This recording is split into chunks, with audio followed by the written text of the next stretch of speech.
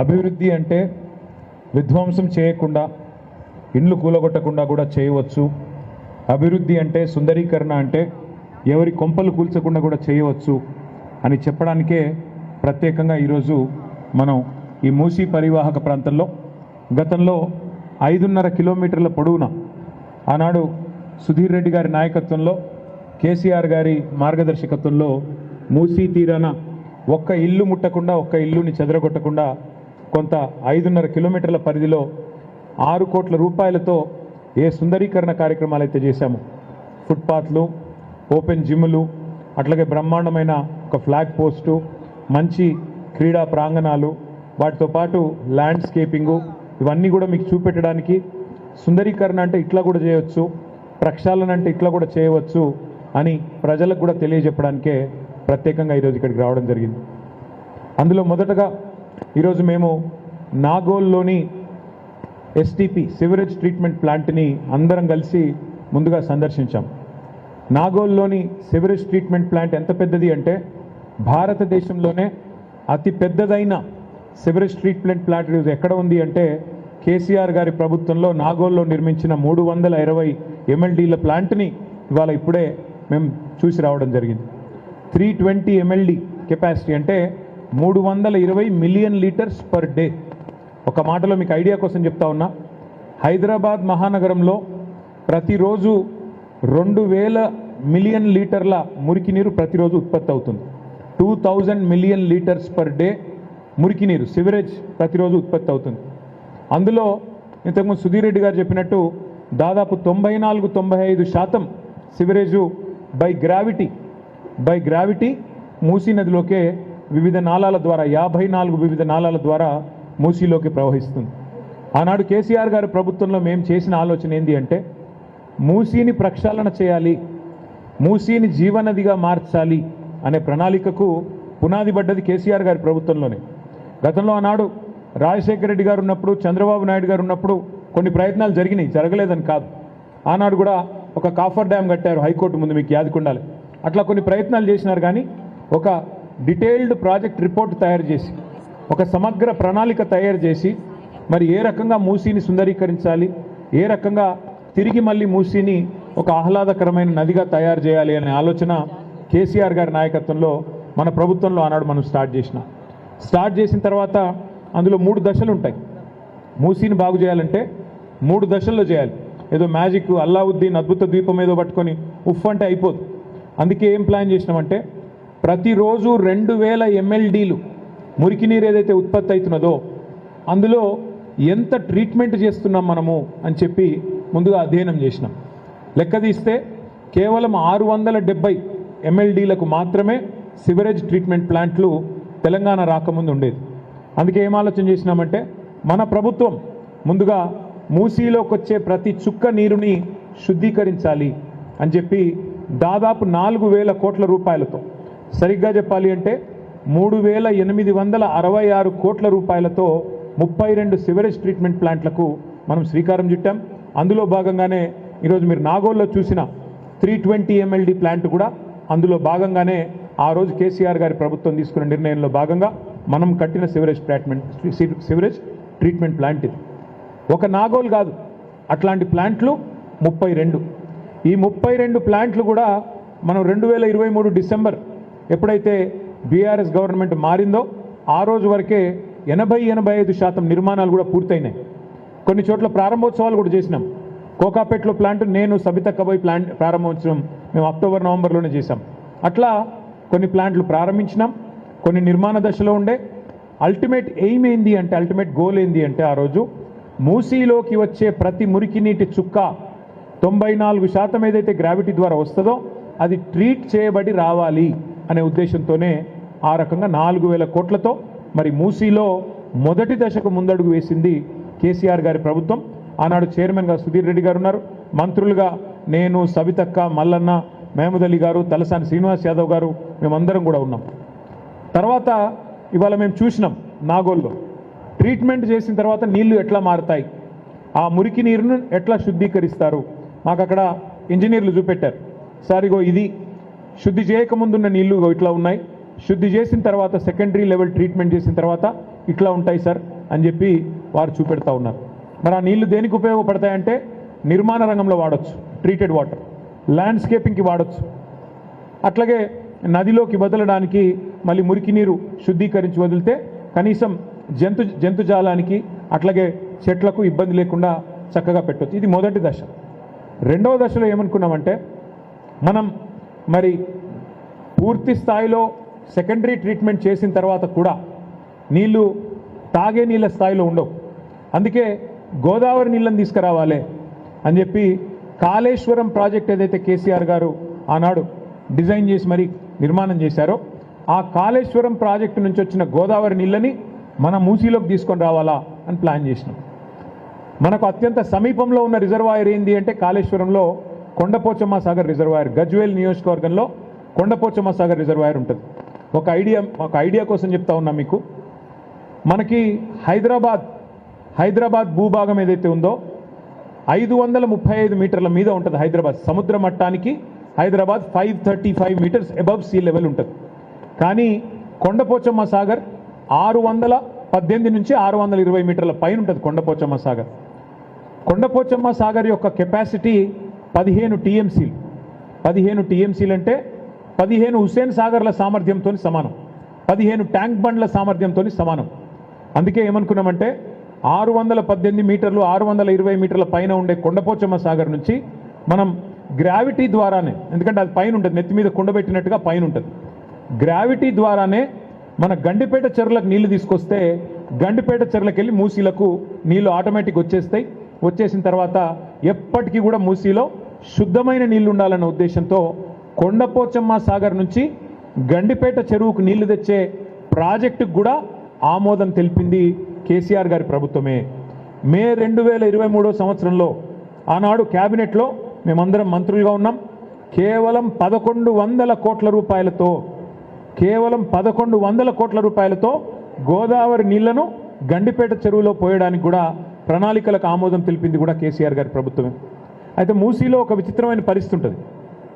మీరు పశ్చిమ భాగం మూసీ అంటే అక్కడ ఓఆర్ఆర్ వెస్ట్ నుంచి చూస్తే మూసీ, ఓఆర్ఆర్ ఈస్ట్ దాకా ఇంకా కింది దాకా చూస్తే గట్కేసర్ దాకా చూస్తే మూసీ దాదాపు 55 కిలోమీటర్ల ఈ ప్రాంతం మొత్తం అక్కడికి వెళ్ళి ఇక్కడ దాకా. అయితే ఈ 55 కిలోమీటర్ల పరిధిలో మూసీ నీళ్లు ఒక చుక్క కూడా ఆగదు, కిందికి పోతానే ఉంటుంది. ఎందుకంటే అక్కడి నుంచి ఇక్కడి వరకే ఈ 55 కిలోమీటర్ల పశ్చిమ మంచిరేవుల నుంచి గట్కేసర్ దాకా చూస్తే 84 మీటర్లు కిందికి అవుతుంది మూసి. అంటే కిలోమీటర్కి 1.5 మీటర్ల డ్రాప్ ఉంటుంది. అంటే నీటి చుక్క ఒకటి కూడా ఆగదు. నీళ్లు వస్తే పోతూనే ఉంటాయి తప్ప ఆగవు. మరి నీళ్లు ఆగితేనే కదా ఇక్కడ రేపటి రోజున బోటింగ్ కానీ టూరిజం స్పాట్స్ కానీ వీటిని డెవలప్ చేయొచ్చు. ఏం చేయాలని ఆలోచన చేస్తే 15 బ్రిడ్జిలు మంజూరు చేసి మూసీ మీద అటుకెళ్ళి పోవడానికి రావడానికి 15 బ్రిడ్జిలు మంజూరు చేసి ఆ బ్రిడ్జిల కిందనే road bridge cum check dam కింద చెక్ డ్యాము పైన బ్రిడ్జు మంజూరు చేసింది కేసీఆర్ గారి ప్రభుత్వం. ఇది కూడా కేసీఆర్ గారి ప్రభుత్వంలో 15 బ్రిడ్జిలకి 545 కోట్ల రూపాయలతోని మంజూరు ఇచ్చినాము. శంకుస్థాపనలు కూడా మేమే చేశాం. ఫిర్జాది కూడా మాజీ మేయర్ గారు ఇక్కడ ఉన్నారు. పత్తులగూడలో కూడా నేను సుధీర్ రెడ్డి గారు వచ్చి మేము ఇక్కడే శంకుస్థాపన చేసినాం. మా కాలేరు వెంకటేష్ గారు, మా సుధీర్ రెడ్డి గారు వచ్చి మూసారంబాగ్ బ్రిడ్జ్ కూడా మేమే ఆనాడు ఇక్కడ శంకుస్థాపన కూడా చేసినాం. అట్లా 15 బ్రిడ్జిలు మూసి మీద మంజూరు కూడా చేసుకున్నాం. దాని కింద చెక్ డ్యామ్ కట్టి ఆ గోదావరి నీళ్లను అంటే ఈ 55 కిలోమీటర్ల పరిధిలో 15 బ్రిడ్జిలు కట్టి దాని కింద నీళ్లు ఉండేటట్టు, నీళ్లు నిల్వ ఉంటే అక్కడేమన్నా టూరిజం కార్యక్రమాలు కూడా చేయొచ్చు, బోటింగ్ కానీ ఇంకోటి కానీ పిల్లలు ఆడుకోవడానికి కానీ ఈ ప్రాంతాన్ని సుందరీకరించవచ్చు అని ఆలోచన చేసినాం. అది కూడా మంజూరు చేసినాం. మరి ఇవాళ పరిస్థితి ఏంటి అంటే ఇవన్నీ మంజూరు చేసి కట్టిన ఇల్లు పెట్టిన పొయ్యిలాగా ఒక వడ్డిచ్చిన విస్తర్లాగా బంగారు పల్లెంలో పెట్టి రేవంత్ రెడ్డి గారికి అప్పచెప్పినాం. ఆయన చేయాల్సిందల్లా ఒకటే ఆ ఎస్టీపీల నిర్మాణం పూర్తి చేస్తే మూసీలోకి శుద్ధమైన నీరు వస్తుంది.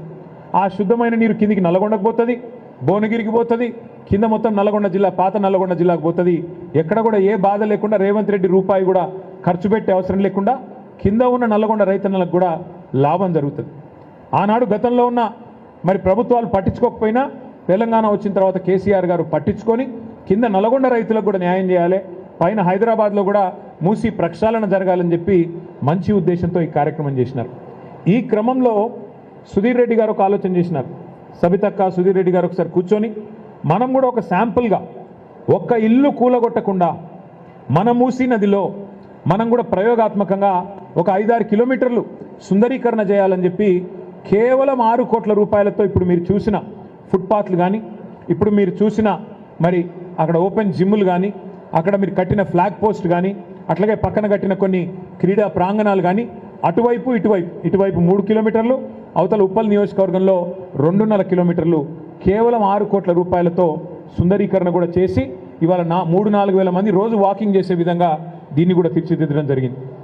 అట్లాగే అవతల పక్కన ఉప్పల్ నియోజకవర్గంలో మూసీ తీరం మీదనే 10 ఎకరాల స్థలంలో 10 ఎకరాల విశాలమైన స్థలంలో 30 కోట్ల రూపాయలతో మరి శిల్పారామం కూడా ఏర్పాటు చేయడం జరిగింది. అక్కడ కేవలం శిల్పారామం అక్కడ మాదాపూర్లో మాత్రమే ఉంటుంది. కానీ ఇక్కడ నుంచి అక్కడ దాకా పోయే అవసరం ఏముంది? మూసీ తీరంలోనే శిల్పారామం కూడా ఏర్పాటు చేయాలని చెప్పి 30 కోట్ల రూపాయలతో శిల్పారామం కూడా ఏర్పాటు చేసి బ్రహ్మాండమైన నిర్మాణాన్ని అవతల వైపు చేయడం జరిగింది. ఇవన్నీ ఒక్క ఇల్లు గుల్లగొట్టకుండా, ఒక్క ఇటుక ముట్టకుండా, ఒక్క పేదవాడి కడుపు కొట్టకుండా కేసీఆర్ గారి ప్రభుత్వం చేసి చూపెట్టింది. ఇవాళ రేవంత్ రెడ్డి గారు చేయాల్సిందల్లా ఏంటంటే 1100 కోట్ల రూపాయలతోన ఆ నీళ్లు తీసుకొచ్చి గండిపేట చెరువులో పోయాలి.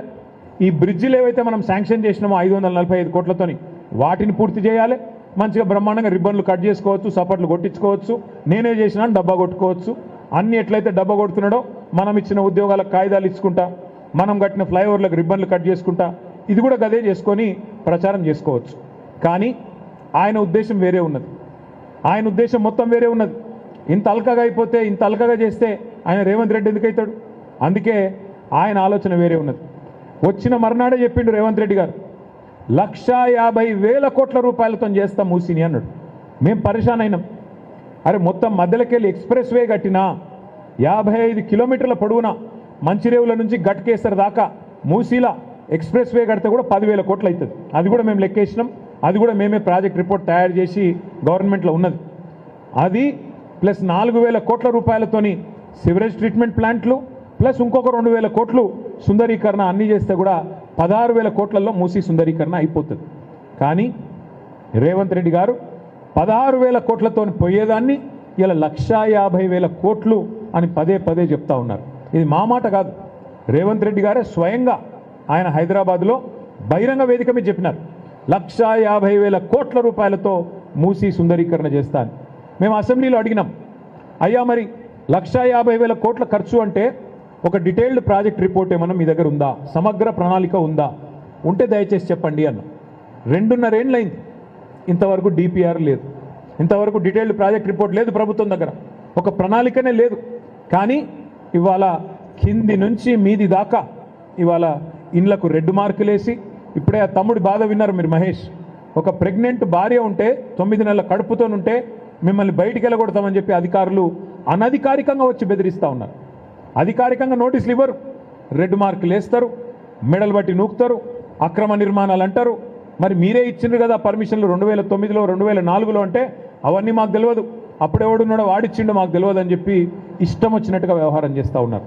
ఇవాళ రేవంత్ రెడ్డి గారిని మేము అడగదలుచుకున్నది ఒకటే, కాంగ్రెస్ పార్టీని మేము అడగదలుచుకున్నది ఒకటే, ముఖ్యంగా పెద్దలు రాహుల్ గాంధీ గారిని అడగదలుచుకున్నది ఒకటే. అయ్యా రాహుల్ గాంధీ గారు, మీరేమో ఉత్తరప్రదేశ్లో బుల్డోజర్ రాజ్యం నడుస్తున్నది అని చెప్పి మీరు మాట్లాడుతూ ఉంటారు, తెల్లారు లేస్తే అక్కడ ఉన్న ప్రభుత్వాన్ని విమర్శిస్తూ ఉంటారు. మరి మీరు చేస్తున్నది ఏంది తెలంగాణలో చెప్పండి? నిన్నగాక మొన్న ఖమ్మంలో 1000 ఇండ్లు భూదాన్ పట్టాలున్నాయి వాళ్ళ చేతుల్లో. 10-12 సంవత్సరాల నుంచి అక్కడ ఉన్న వాళ్ళను అర్ధరాత్రి దొంగల్లాగా దాడి చేసి 2-2.5 వేల మంది పోలీసు వాళ్ళని పెట్టుకొని ఏదో శత్రుదేశం మీద దాడికి పోయినట్టు, శత్రుదేశం మీద యుద్ధానికి పోయినట్టు మీరు పోయి 1000 మంది ఇండ్లు కూల్చేస్తే దాన్ని ఏమనాలి రాహుల్ గాంధీ గారు? బుల్డోజర్ రాజ్యం కాదా?